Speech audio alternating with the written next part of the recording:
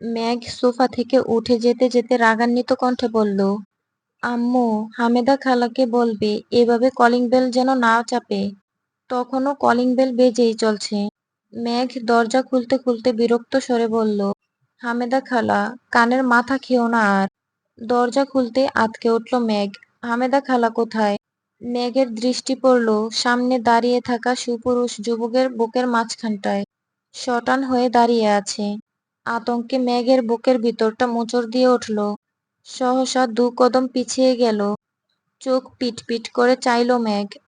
অমনি বক্ষভাগের সবটা জুড়ে অস্বাভাবিক কম্পন শুরু হলো। অপরিচিত এক যুবক নিষ্পলক চোখে চেয়ে আছে।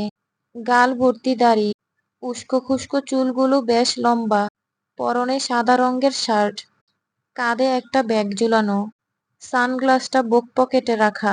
মেঘের 2 চোখ বিস্ময়ে উপচে পড়ছে। অনাকাঙ্ক্ষিত ঘটনায় থতমত খেয়েছে মেয়েটা, তাই মুখ ফুটে কিছু বলতেও পারছে না। সামনে দাঁড়ানো যুবকের দৃষ্টি সরল।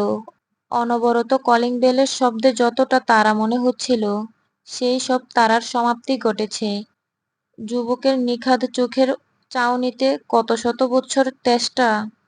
মেঘের শশব্যস্ত দৃষ্টি নেমে এলো, আপাতমস্তক পরখ করতে লাগলো। ফের তাকালো যুবকের অভিমুখে। নিজের মধ্যে চলমান সকল জড়তার ইতি টানলো। জিভ দিয়ে ঠোঁট ভিজিয়ে নিবু নিবু কণ্ঠে আওড়ালো, কে আপনি? যুবকের কৌতূহলী চোখের দৃষ্টি খানিক নিভে গেল। মুখ বিবরের উৎফুল্ল ভাবটা আর নেই। মেঘ এক দৃষ্টিতে তাকিয়ে যুবকের ভাবমূর্তি পর্যবেক্ষণ করছে। হালিমা বেগম রান্নাঘর থেকে ডাকলেন, কে এলো মেঘ? মেঘ উচ্চস্বরে বলতে গেল, চিনি না, কিন্তু বলতে পারল না। সামনে দাঁড়ানো যুবকের ভয়ানক দৃষ্টি আটকে দিল তাকে। মেঘ আস্তে করে ডাকলো, দেখে যাও। মেঘের ডাক ড্রয়িং রুম পর্যন্ত পৌঁছালো কিনা কে জানে। মেঘ এক হাতে দরজা শক্ত করে ধরে পুনরায় প্রশ্ন করলো, কে আপনি? কাকে চান? তোকে চাই। মুহূর্তেই থমকে গেল মেঘ। ভয় আর আতঙ্কে চিৎকার করার অবস্থা। মেঘ দৌড় দিতে নিলেও অমনি মেঘের হাতটা শক্ত করে ধরে ফেলল।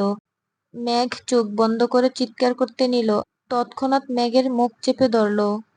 যুবক নির্দ্বিধায় মেঘের গা ঘষে দাঁড়ালো। কানের কাছে ঠোঁট এগিয়ে দৃঢ় গলায় বলল, আমি আবির। সহসা মেঘের 2 চোখ প্রশস্ত হলো। ফেল ফেলে দৃষ্টিতে তাকিয়ে রইল কেবল। তখনও আবির মেঘের মুখ চেপে ধরে আছে। আবিরের শরীর থেকে আসা তীব্র সুগন্ধির ঘ্রাণ মেঘের দুনিয়া ওলটপালট করে দিচ্ছে। শরীরের প্রতিটা শিরা উপশিরাগুলো অবিরতভাবে কম্পিত হচ্ছে।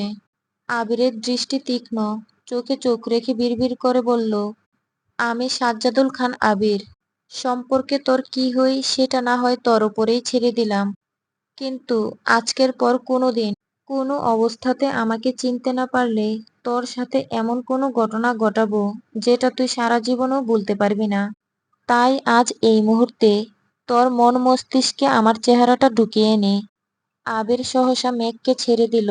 মেঘের ভ্রু কুঁচকানো, চোখে মুখে বিরক্তির ভাব নিয়ে বলল, আপনি কি পাগল? হ্যাঁ, তোর জন্য পাগল। মেঘ গভীর দৃষ্টি শুরু হলো। বিরক্তিতে আওড়ালো, কি বললেন?